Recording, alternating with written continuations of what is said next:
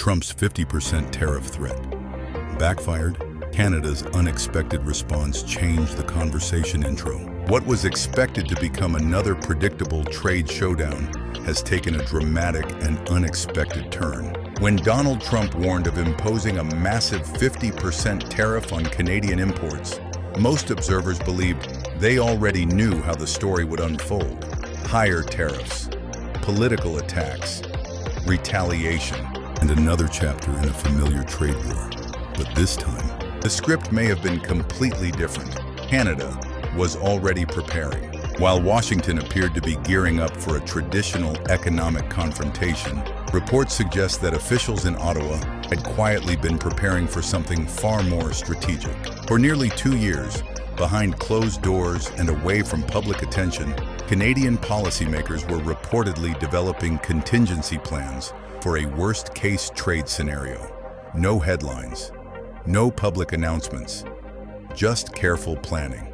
Then, everything reportedly changed with a single phone call, the 41-second call that sparked speculation. According to reports circulating in political and financial circles, a conversation lasting just 41 seconds allegedly triggered the activation of a highly confidential response framework known as Annex 7.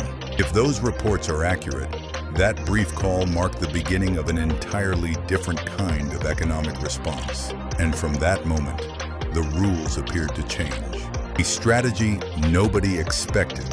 Rather than responding with matching tariffs, Canada was reportedly preparing to strike at a completely different layer of the economic relationship.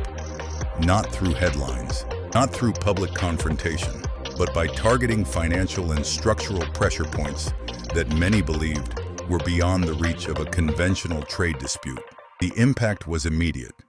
Markets reacted fast. Within hours, Wall Street traders reportedly began reassessing their positions. Bond markets reacted. Major financial institutions reviewed their exposure. Analysts expecting a routine tariff battle suddenly found themselves trying to decode a strategy that didn't resemble the traditional playbook.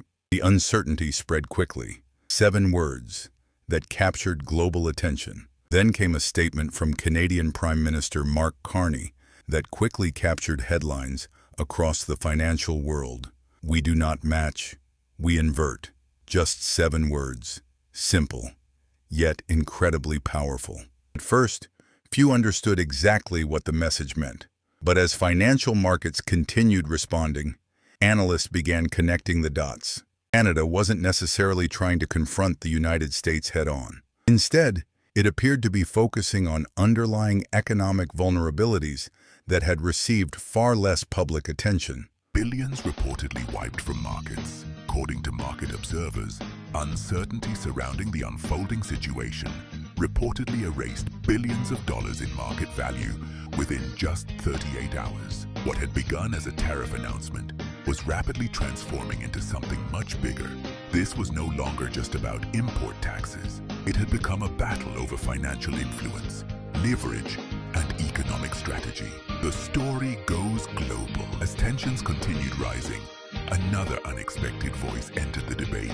Australian political figure Pauline Hanson made a series of controversial comments regarding the growing dispute between Canada and the United States. Her supporters praised her direct approach. Her critics argued that she was adding fuel to an already sensitive situation. Almost instantly, social media exploded. Television debates intensified. Online discussions became increasingly polarized.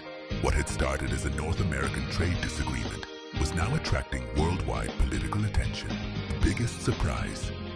Ironically, the biggest shock wasn't the proposed tariffs. It wasn't the market volatility, and it wasn't the political controversy. The real surprise was the growing belief that Canada may have found a way to respond without following the traditional rules of economic conflict. For decades, trade wars followed a familiar pattern. One country imposed tariffs, the other retaliated.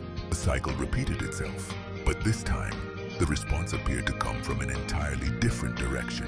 A question that could reshape global trade today.